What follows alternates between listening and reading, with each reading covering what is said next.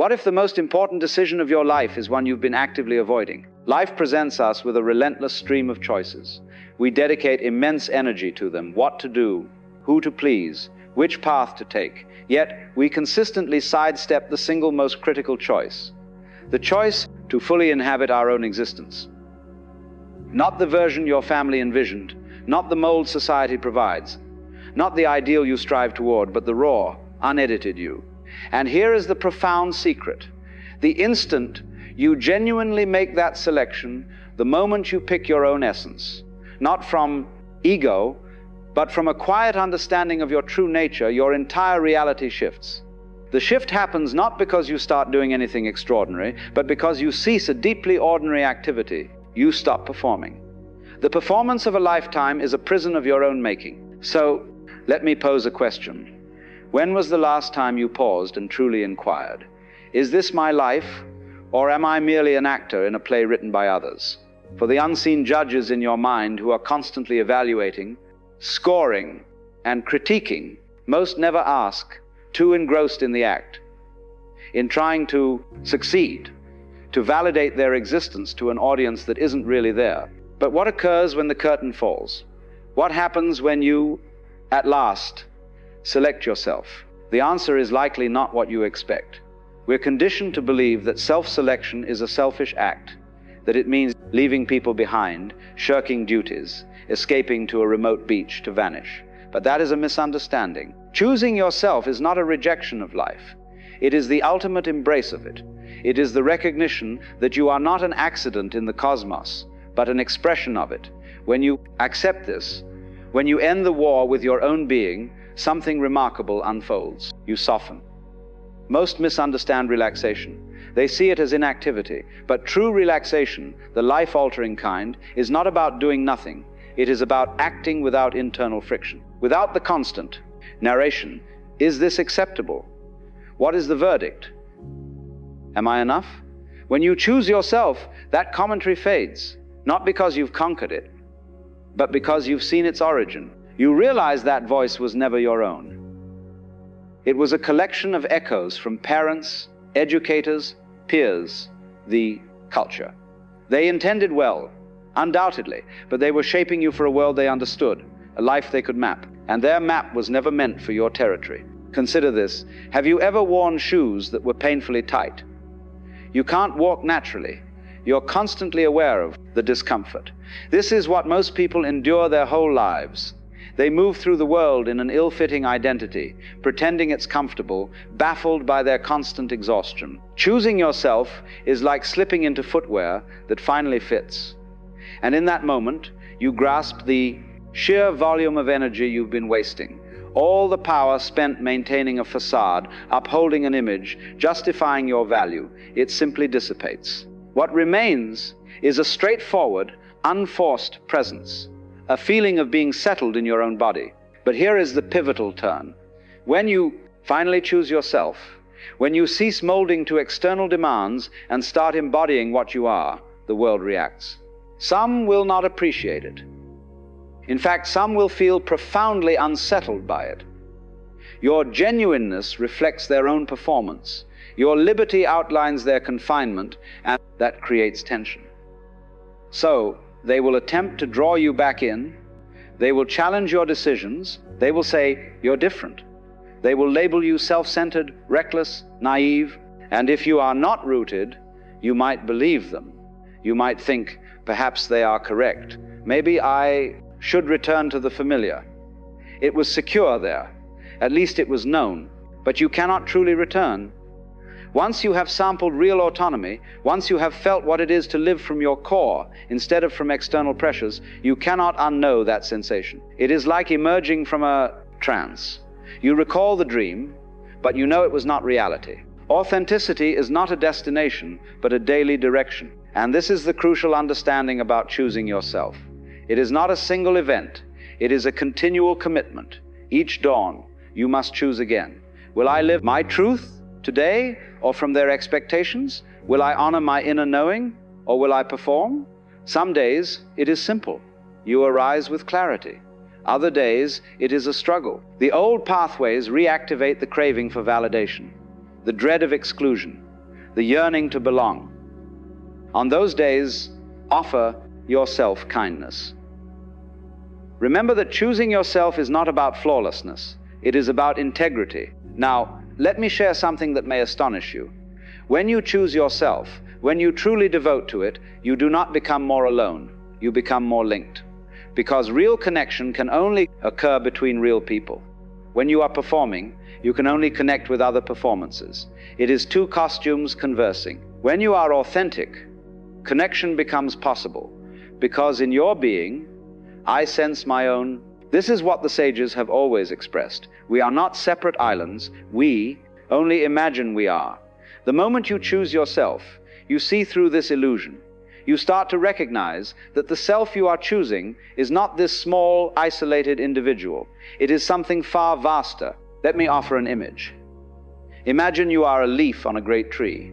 For years, you have believed you are just this one leaf, separate from all others, trying to stay green, trying to be noticed, trying not to fall. But then one day, you realize you are not just the leaf. You are the entire tree. You have always been the tree. The leaf is a temporary form, a gesture the tree is making. When you see this, everything transforms. You are no longer terrified of the autumn wind because you know you won't vanish. You will return to what you have always been. And suddenly, being a leaf becomes a joyful dance. It is the tree delighting in its own abundance. That is what happens when you choose yourself. You realize you are not this fragile, fearful entity that must defend itself from life. You are life itself. And when you comprehend that, the entire dynamic shifts. You are no longer participating to survive. You are participating to express, but most never arrive because they are too frightened to choose themselves. They are too afraid of the potential consequences of ending the performance. What if I lose my security? What if my loved ones disapprove? What if I stumble? What if I am isolated? These fears are legitimate. I am not dismissing them. But consider this. The life you are currently living, the one where you are not choosing yourself, where you are perpetually appeasing, fulfilling obligations, demonstrating your worth, is that truly being alive, or is it a gradual fading? Because when you refuse to choose yourself, a part of you dims daily. Every time you agree when you mean no.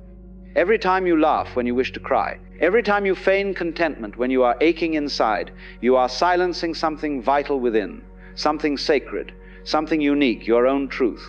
And without that truth, life loses its vividness. Everything becomes monotone, routine, robotic. You wake, you execute the motions, you meet expectations, you sleep. And the next day, you repeat. Is this why you are here? To be an automaton? To be a compliant instrument following a program? I do not believe so. I believe you came here to be vibrant, to experience profoundly, to love openly, to know the entire spectrum of human feeling. And you cannot do that if you are not being yourself. You cannot do that from behind a barrier, following a script authored by another. So, what truly happens when you finally choose yourself? You awaken, not slowly, not partially, but suddenly, intensely, utterly, like a blast of light into a sealed room. Everything you assumed was permanent begins to dissolve. Everything you deemed crucial starts to appear insignificant. And all you overlooked, all you dismissed because it did not fit the narrative, that begins to come into focus. You start to perceive your life as it genuinely is, not as you have narrated it to yourself, not as others have dictated it should be, but as it actually is. Here, in this breath, and perhaps you see your work is misaligned. Perhaps you recognize a relationship is not nourishing. Perhaps you understand the structure you have assembled is not the home you desire. And that is frightening, because now you must make decisions, authentic decisions, not the secure ones, not the comfortable ones, but the choices that respect who you actually are. This is the juncture where many retreat. They reach this edge and declare, no, this is too vast. I cannot. It is simpler to re-enter the dream, simpler to pretend it is all fine, simpler to keep the mask fastened. But you cannot, not truly. Once you have witnessed reality, you cannot unwitness it. Once you have felt what it is to be yourself, you cannot revert to being another. The doorway is open. And even if you try to shut it, a sliver of light will always remain, a reminder of what you have encountered. So, you stand at a crossroads. You can remain in the familiar ache of a life that is not yours. Or you can walk through the doorway. You can choose yourself, totally, unapologetically. And when you do, something miraculous occurs. The fear does not vanish. The uncertainty does not disappear. The obstacles do not magically resolve, but you transform. You become present.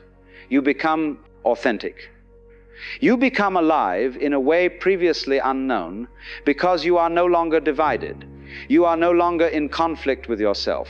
There is no part of you pulling in one direction while another part pulls elsewhere. You are unified, integrated, whole. And from that wholeness, everything emanates. Your actions become fluid because you are no longer compelling yourself to do what you despise. Your relationships become transparent because you are no longer pretending to be someone you are not. Your life gains purpose because you are finally living it by your own compass, your own truth, your own core. This is not simple.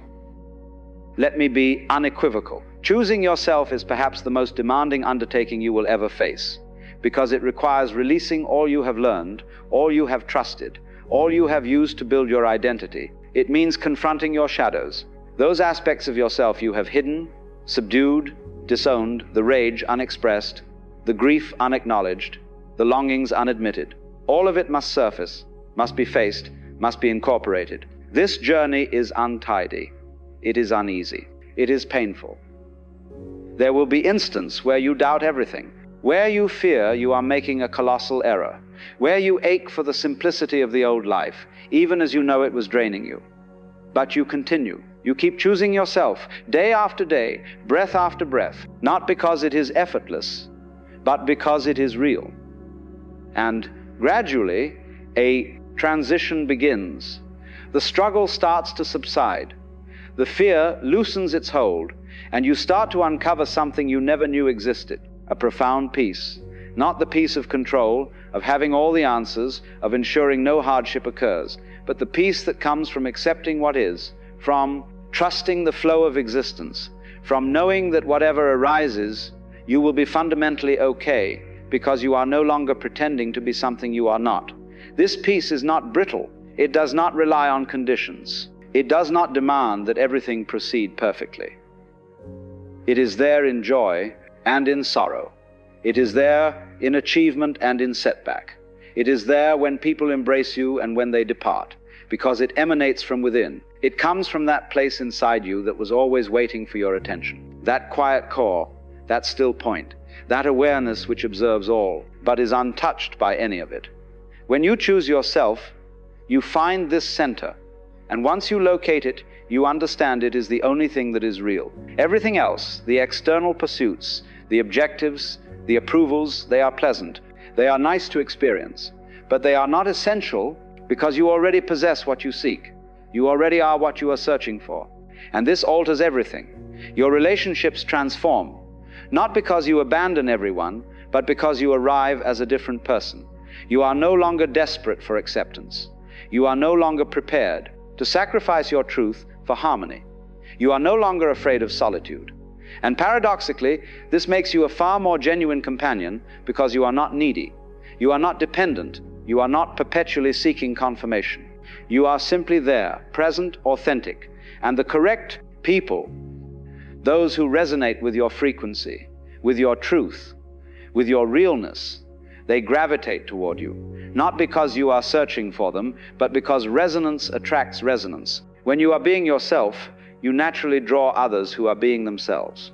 And these bonds, these relationships, they are different. They are more substantial. They are more fulfilling because they are founded on reality, not on performance, not on role-playing, not on satisfying demands, just two humans being authentic with one another, sharing the human experience. Your work transforms as, well, not necessarily the vocation, but the approach. When you are choosing yourself, you can no longer endure labor that contradicts your principles, that depletes your spirit, that makes you feel numb inside. You begin to seek work that resonates with who you are, work that feels like a natural extension of your being. And when you find it, your contribution becomes powerful. not because you are striving to be, but because that is what manifests when life moves through you without resistance. Even your physical form changes. The strain you have carried for decades begins to melt. The aches, the digestive issues, the persistent discomfort, much of it was your body's signal that something was amiss, that you were living in misalignment, that you needed to choose yourself. And when you finally listen, the body eases. It heals because it is no longer battling itself. It is no longer straining to be something it is not. So here we are. I have described what unfolds when you choose yourself. The fear, the struggle, the metamorphosis, the peace, the authenticity, the freedom. But now, the real inquiry remains. Will you undertake it? Will you make the choice? Will you pledge to live from your truth even when it is difficult, even when it is terrifying, even when everyone around you insists you are mistaken? Or will you keep performing? Will you keep the mask secured? Will you keep living the life that everyone else believes you should live? The decision is yours. It has always been yours. It will always be yours. But I can tell you this, life is brief, far briefer than you imagine, and every second you spend not being yourself is a second gone forever. You cannot reclaim it. You cannot relive it. It is lost. So why squander it? Why expend your invaluable time on this earth attempting to be someone you are not? Why surrender your one life to fulfill expectations that were never yours to bear? Choose yourself. Not next year. Not when circumstances are calmer. Not when you feel braver. Now, in this very moment, choose yourself and observe what begins to happen.